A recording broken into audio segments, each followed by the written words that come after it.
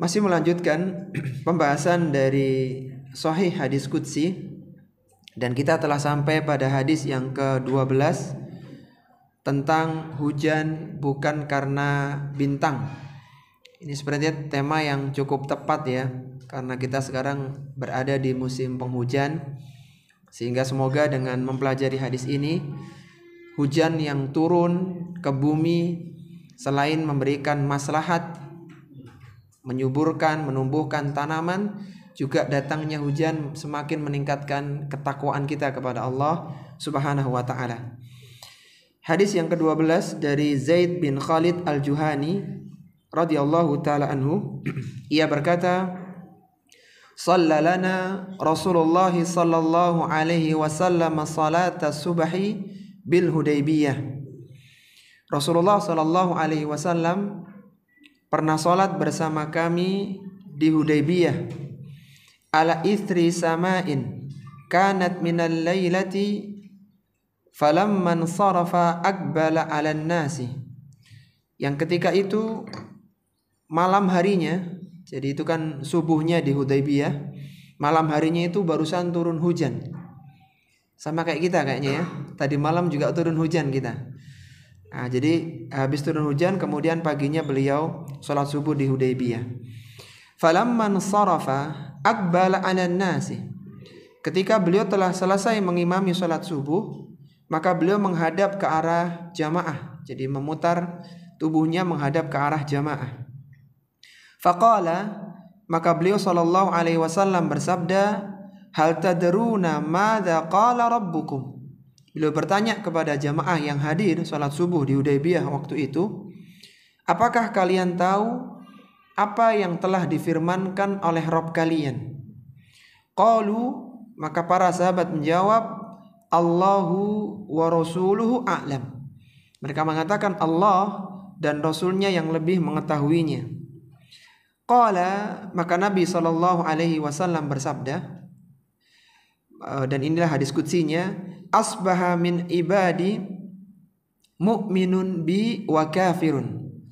Itu Allah Subhanahu wa taala berfirman, ketika pagi hari di antara hambaku ada yang beriman dan ada yang kufur.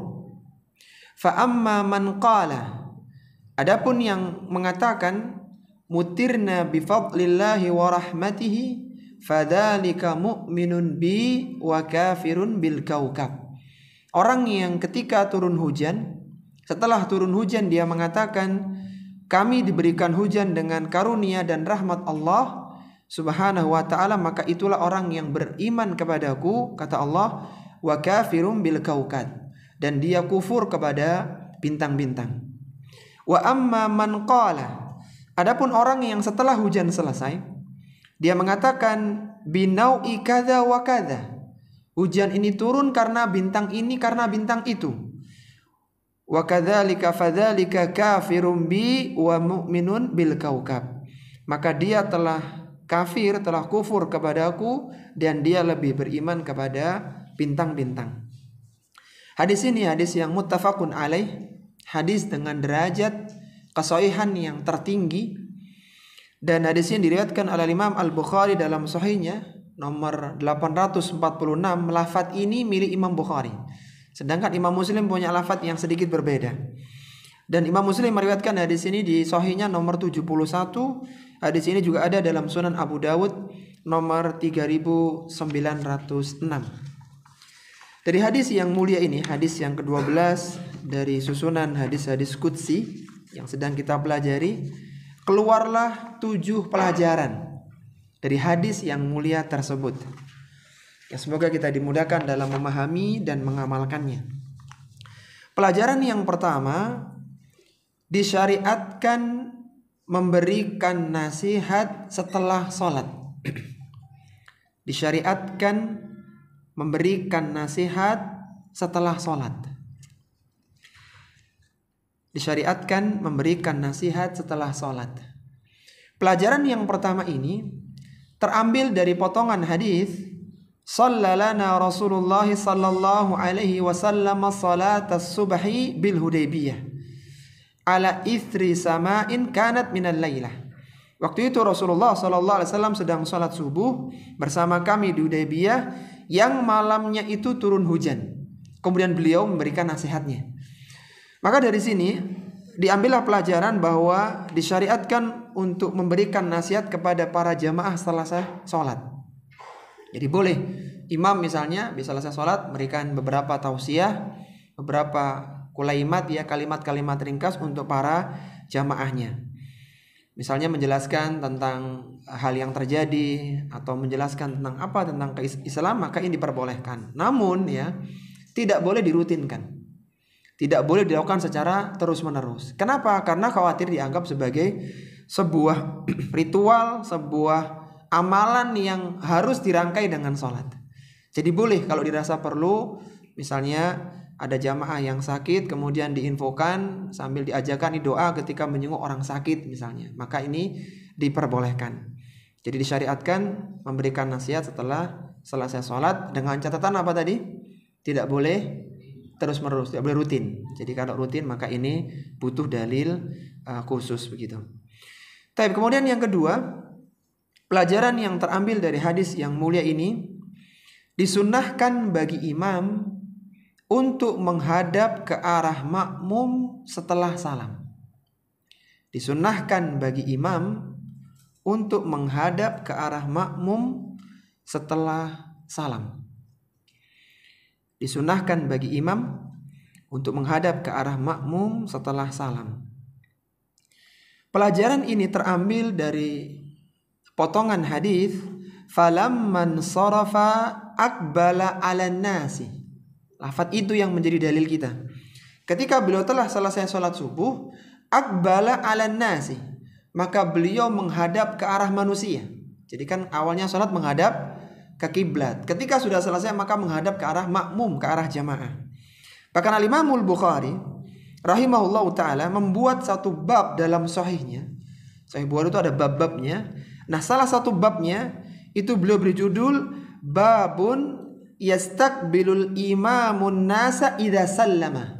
Jadi ada bab khusus yang dibuat oleh Bukhari rahimahullahu taala, bab imam menghadap ke arah makmum setelah selesai salam.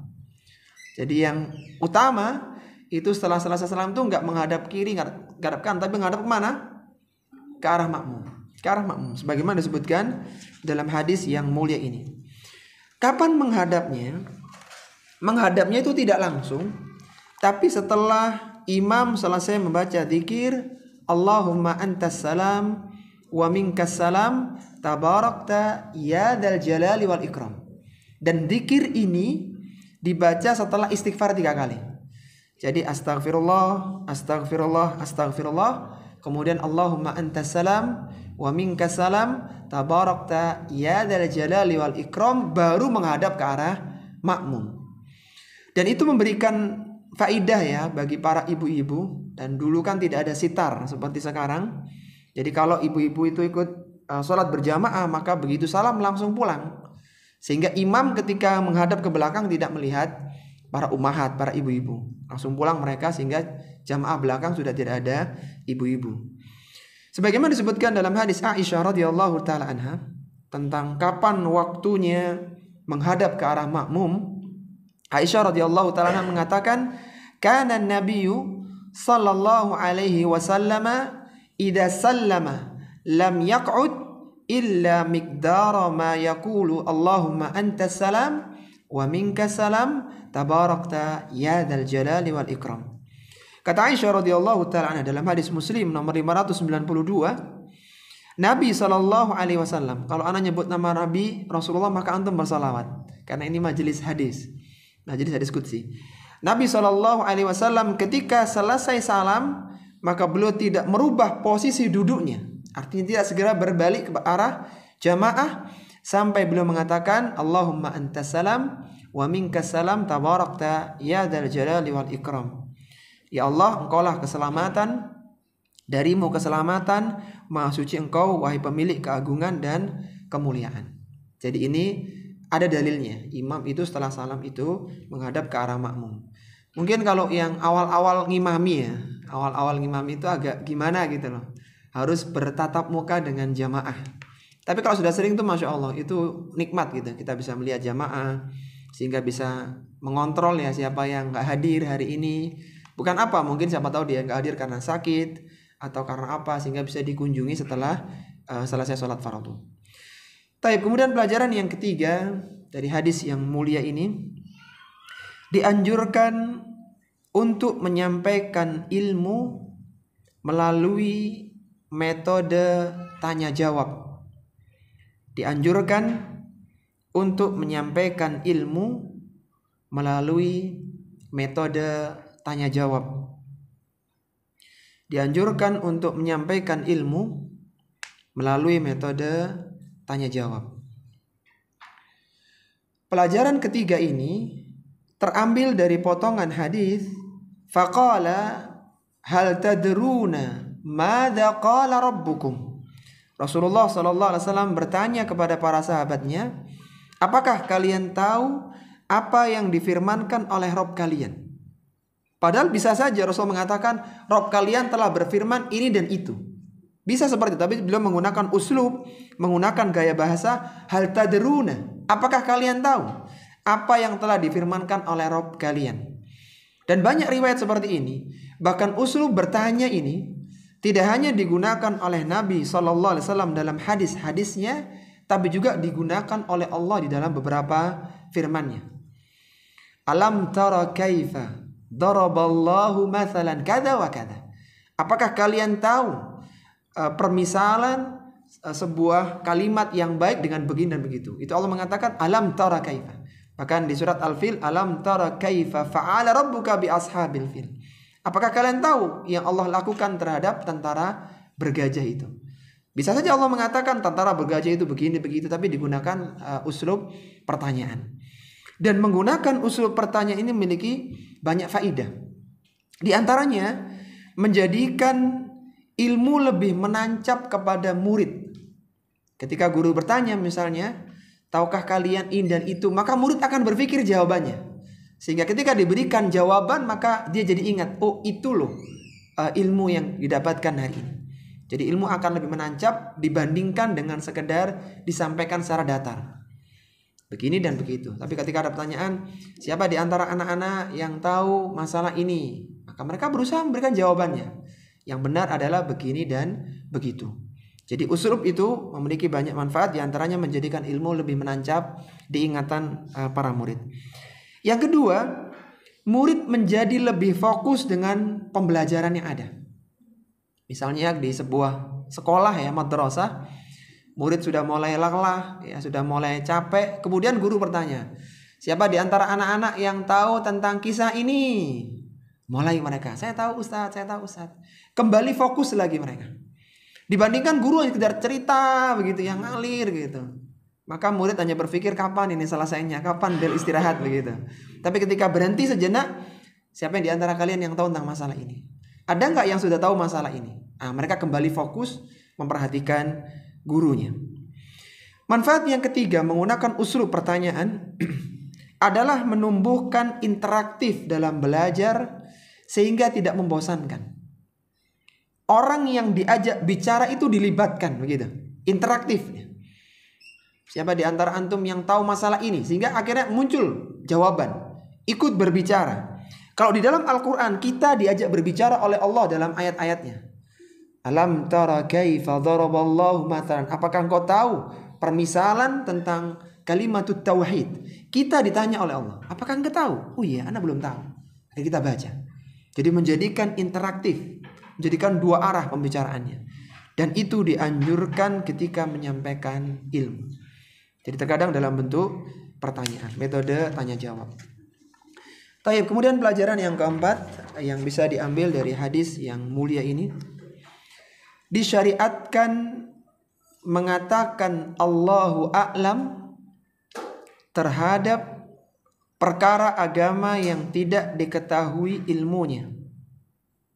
Disyariatkan mengatakan Allahu a'lam terhadap perkara agama yang tidak diketahui ilmunya. Disyariatkan mengatakan Allahu a'lam terhadap perkara agama yang tidak diketahui ilmunya. pelajaran yang keempat ini terambil dari potongan hadis. Qalu, para sahabat menjawab, Allahu wa rasuluhu a'lam. Mereka mengatakan Allah dan Rasulnya yang lebih mengetahuinya. Antum bisa bayangkan ya, kata demi kata dalam hadis itu memberikan faedah ilmu yang luar biasa. Dan itulah hadis Rasulullah Sallallahu Alaihi Wasallam yang penuh dengan makna. Jadi potongan kata demi kata itu melahirkan ilmu, melahirkan faedah yang luar biasa. Di antara ilmu yang kita dapatkan dari hadis ini, maka disyariatkan kita mengatakan Allahu a'lam terhadap perkara yang kita tidak tahu ilmunya, terutama ilmu agama. Jangan dipaksakan, jangan takalluf mengatakan begini dan begitu dan ternyata kita tidak tahu ilmunya. Ketika Rasulullah Sallallahu Alaihi Wasallam masih hidup, maka sahabat mengatakan Allahu wa rasuluhu a'lam, karena Rasulnya masih hidup. Tapi ketika Rasulullah sudah wafat, maka mereka mengatakan Allahu a'lam. Jadi nggak pas. Kalau sekarang misalnya kita mengatakan Allahu wa rasuluhu a'lam, nggak pas, karena Rasulullah udah nggak ada. Tapi kalau sahabat memang seperti itu, artinya mereka tidak tahu, yang tahu adalah Allah dan Rasulnya yang masih hidup waktu itu. Sehingga kembali lagi, ketika kita tidak mengetahui masalah agama, maka jangan malu mengatakan Allahu a'lam. Bahkan Al-Imam Malik, Al-Imam Darul Hijrah, Al-Imam Darul Hijrah di Madinah, seorang imam mazhab besar, Imam Malik, bahkan kitab Muwatta itu diletakkan sebagai kitab yang paling sahih setelah Al-Quran sebelum datangnya Sahih Bukhari. Al-Imam Malik adalah seorang imam besar yang punya karya kitab Muwatta itu. Hampir-hampir diletakkan oleh para ulama kitab Muwatta di urutan yang ke-6, pengganti Sunan Ibni Majah. Kita tahu ada 6 kitab hadis, Sahih Bukhari, Sahih Muslim, Sunan Abu Dawud, Sunan Tirmidzi, Sunan Nasai, dan yang ke-6-nya adalah Sunan Ibni Majah. Nah, posisi yang ke-6 itu awalnya bukan diduduki oleh Imam Ibnu Majah. Karena Sunan Ibnu Majah adalah kitab sunan dengan tingkat hadis-hadis dhaif yang cukup banyak. Ada sekitar 900-an hadis dhaif di sana, 66-nya hadis maudhu. Sehingga dulu awal-awal ulama tidak meletakkan Sunan Ibnu Majah di urutan hadis yang ke-6. Tapi mereka meletakkan Muwatta Malik di urutan yang ke-6. Dan ulama yang pertama kali yang mengatakan bahwa Sunan Abu Dawud, Sunan Ibni Majah lah yang posisi ke-6 adalah Muhammad bin Tahir Al-Maqdisi. Beliau adalah seorang ulama yang cukup fokus dalam mempelajari hadis. Beliau telah menyalin 7 kali Sahih Bukhari dan Sahih Muslim, dan disalin 10 kali Sunan Ibnu Majah. Dan beliau ulama yang pertama kali mengatakan bahwa hadis induk yang ke-6 adalah Sunan Ibni Majah, bukan Muwatta Malik. Anda ingin katakan sedemikian itulah Al-Imam Malik rahimahullah ta'ala, seorang ulama besar, seorang ulama madhab, seorang ulama yang menulis kitab menjadi rujukan dunia. Akan tapi suatu ketika datang orang dari pelosok gunung, dari pedesaan, dia mengajukan pertanyaan kepada Al-Imam Malik, Al-Imam Darul Hijrah, imam di Madinah. Maka 2/3-nya Imam Malik mengatakan la adri, saya tidak tahu. Dikatakan lagi la adri, saya tidak tahu. Dikatakan lagi saya tidak tahu. Maka orang ini bingung. Dikatakan, wahai imam, kalau Anda saja mengatakan saya tidak tahu, apa kira-kira yang akan saya katakan kepada kaumku ketika saya pulang tadi? Dia datang dengan membawa titipan pertanyaan dari jamaah-jamaah di kampung halamannya. Kemudian ketika ditanyakan kepada imam bagaimana jawabannya, katakan imam la adri, saya tidak tahu jawabannya. Saya tidak tahu jawabannya. Maka orang ini mengatakan, apa kiranya akan aku katakan kepada kaumku kalau engkau saja mengatakan aku tidak tahu? Maka Imam Malik mari mengatakan, katakan kepada kaummu, Imam Malik mengatakan la adri, selesai. Katakan, sampaikan ke mereka Imam Malik nggak tahu jawabannya. Maka mengatakan la adri, Allahu a'lam, itu bagian dari ilmu. Sampai-sampai Abdullah bin Mas'ud radhiyallahu ta'ala, seorang sahabat yang wafat tahun 32 Hijriyah di Madinah. Beliau pernah mengatakan dengan perkataan yang sangat indah, ayyuhan nas man su'ila an ilmin ya'lamuhu falyakul bihi. Wahai sekalian manusia, apabila kalian ditanya tentang ilmu agama dan kalian tahu jawabannya, maka jawablah pertanyaan tersebut. Wa man lam yakun indahu ilmun, barang siapa yang pertanyaan itu enggak tahu dia jawabannya, falyakul, maka hendaknya dia mengatakan Allahu a'lam. Dia katakan Allahu a'lam. Kenapa mengatakan begitu? Fa inna minal ilmi an yaqula lima la ya'lamu Allahu a'lam. Karena bagian dari ilmu adalah seorang mengatakan ketika dia tidak tahu jawabannya dengan mengatakan Allahu a'lam. Jadi jangan dipaksakan. Kita nggak perlu takalluf. Kalau kita memang belum tahu ya kita katakan Wallahu a'lam. Sependek yang kita tahu seperti ini, silakan tanya kepada asatidzah yang lainnya yang lebih mendalami dalam masalah itu, karena kita tidak mengetahui semua ilmunya. Abu Ja'far At-Tahawi, seorang penulis kitab akidah Tahawiyah, dan di sana ada 105 poin akidah, 105 keyakinan di dalam Islam yang perlu kita yakini. Yang menarik, Al-Imam Abu Ja'far At-Tahawi ini di poin yang ke-75 dari 105 poin akidah keyakinan, itu beliau membuat poin yang ke-75, wa naqulu Allahu a'lam fi mashtubiha alaina ilmuhu. Keyakinan Ahlussunnati wal Jamaah, kata beliau, kami akan mengatakan Allahu a'lam terhadap perkara agama yang ilmunya masih samar bagi kami. Jadi keyakinan Ahlussunnah itu di antara akidahnya mengatakan apa? Allahu a'lam. Mengatakan Allahu a'lam ketika tidak mengetahui ilmu. Jadi tidak aib. Kalau kita tidak tahu ya katakan Allahu a'lam. Justru seorang yang pernah mengatakan Allahu a'lam menunjukkan dia berada di atas ilmu yang lurus. Tapi kalau semua pertanyaan dia bisa jawab, ini jangan-jangan jawabannya itu jawaban pribadi, bukan jawaban dari ilmu yang benar. Jadi yang disampaikan memang beliau tahu ilmunya. Itulah jawabannya. Tidak dipaksakan. Jadi kembali lagi, kita yang masih tidak banyak ilmunya jangan malu-malu mengatakan Allahu a'lam. Jadi jangan dipaksakan. Kalau kita nggak tahu ya tunggu, ikut kajian, tanyakan ke ustadznya, tanyakan kepada yang lebih tinggi ilmunya. Nah, seperti jadi jangan dipaksakan untuk memaksa menjawab pertanyaan. Taib. Kemudian pelajaran yang kelima dari hadis yang mulia ini, turunnya nikmat merupakan ujian bagi hamba. Turunnya nikmat merupakan ujian bagi hamba. Turunnya nikmat merupakan ujian bagi hamba. Pelajaran yang kelima terambil dari potongan hadis, qala asbaha min ibadi mu'minun bi wa kafirun. Allah Subhanahu wa taala berfirman, dan ini hadis qudsinya di sini, ketika pagi hari di antara hambaku ada yang beriman kepadaku dan ada yang kufur. Ini konteksnya adalah setelah turun hujan. Maka turunnya nikmat kepada para hamba itu adalah ujian bagi mereka. Ada yang beriman dan ada yang kufur. Jadi kadang orang itu menganggap ujian itu kalau berupa yang tidak menyenangkan ya. Miskin ujian, sakit ujian, gagal ujian, musibah. Itu dianggapnya seperti itu. Padahal yang tepat, kondisi-kondisi tidak menyenangkan itu ujian, dan kondisi menyenangkan pun ujian. Kaya ujian, orang diberikan jabatan ujian, orang diberikan sanjungan ujian, dan demikian seterusnya.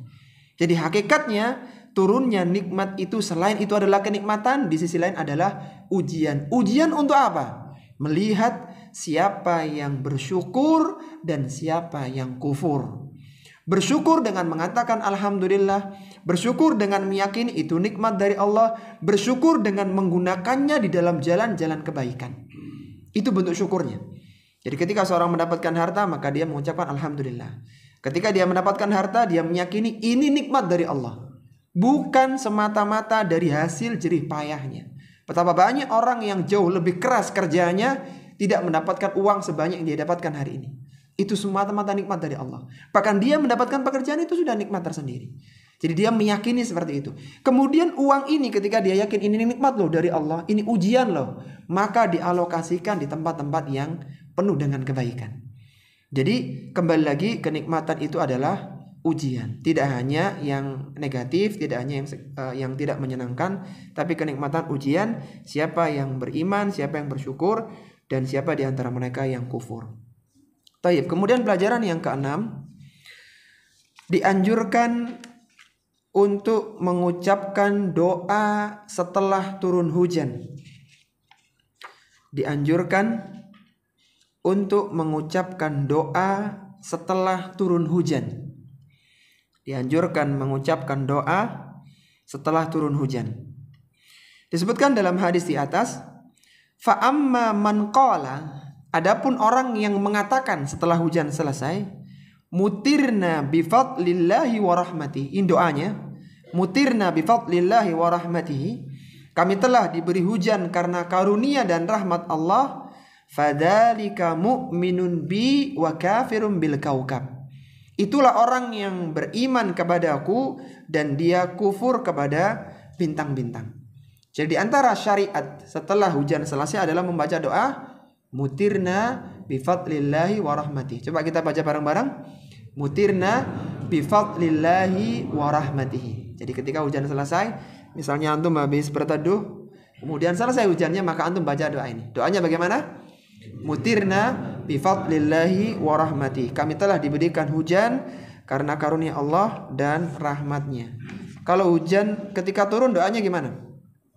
Allahumma sayyiban nafi'ah. Ya Allah, berikan hujan yang bermanfaat untuk kami. Taib. Jadi Masya Allah ya, kita dapat banyak faedah, diantaranya doa setelah turun hujan. Kadang-kadang kalau hujan itu orang pinginnya cepat pulang gitu, lupa doanya ya. Tetap antum pulang sambil jalan, nah itu mengucapkan doa tadi itu. Mutirna bi fadlillahi wa rahmatihi.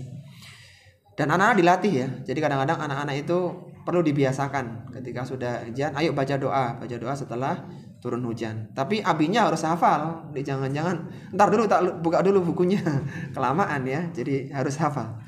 Baik, sekarang pelajaran yang ketujuh, dan ini adalah puncak dari hadis ini. Larangan meyakini bahwa bintang telah menurunkan hujan. Larangan meyakini bahwa bintang telah menurunkan hujan. Larangan meyakini bahwa bintang telah menurunkan hujan. Pelajaran ini diambil di bagian akhir hadis yang berbunyi, wa amma man qala binau'i kadza wa kadza. Barang siapa yang setelah hujan selesai, dia mengatakan hujan ini turun karena bintang ini, karena bintang itu, fadzalika kafirun bi wa mu'minun bin kaukab. Maka dia telah kufur kepadaku, kata Allah, dan dia telah beriman kepada bintang-bintang. Karena meyakini bintang tertentu yang menurunkan hujan merupakan kufur akbar. Jadi meyakini ada kekuatan lain selain kekuatan Allah Subhanahu wa taala yang mampu menurunkan hujan, maka ini adalah kufur yang besar. Padahal yang mampu menurunkan hujan hanyalah Allah Subhanahu wa taala. Sebagaimana Allah berfirman dalam surat Abasa, "Anna sababnal ma'a sabba." Sesungguhnya kamilah yang mencurahkan air hujan dengan sangat berlimpah. Itu Allah yang menyebutkan sendiri. Jadi tidak boleh meyakini ini karena bintang ini, karena bintang itu. Adapun menisbahkan waktu tertentu yang biasa turun hujan, maka bukan kekufuran. Karena Allah telah menentukan turunnya hujan pada waktu-waktu tertentu yang dapat diketahui berdasarkan pengalaman. Misalnya begini, biasanya kalau akhir tahun, bulan akhir tahun lah pokoknya ya, bulan-bulan seperti itu akan hujan, terutama sore hari. Maka ini boleh, karena kita bukan meyakini itu turun atau penyebab turunnya, tapi itu biasa waktu turunnya hujan, dengan tetap meyakini yang menurunkan adalah Allah Subhanahu wa taala. Jadi kalau orang itu meyakini atau mengatakan di bulan-bulan ini sore harinya biasanya hujan, maka siapkan ini dan itu, maka seperti ini boleh. Karena kita hanya meyakini waktu turunnya hujan.